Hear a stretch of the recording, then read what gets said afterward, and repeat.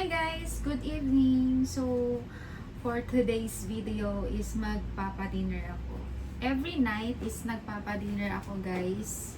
Minsan, sabay-sabay silang kumakain. Minsan naman is mauna yung amo kong lalaki and then late nakakain yung mag-ina. Actually, tatlo na lang sila dito sa bahay kasi yung panganay is may asawa na. So, medyo magaan na yung buhay natin dito guys. Hindi na katulad dati nung nandito si panganay. Siyempre, more work talaga kasi artista, alam niyo na.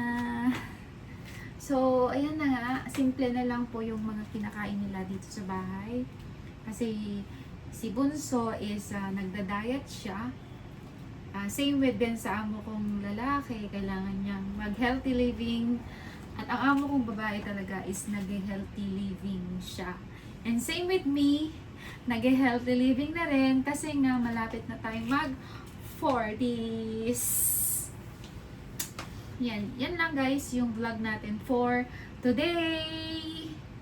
Hindi muna ako mag-vlog ng pagluluto kasi nga wala naman akong mailuto na maayos, walang maganda.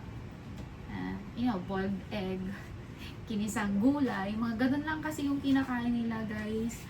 At minsan pritong chicken wings, chicken steak, mga ganyan kasi yung ulam nila everyday. So hindi siya parang wala lang. So ayun na nga. Bye!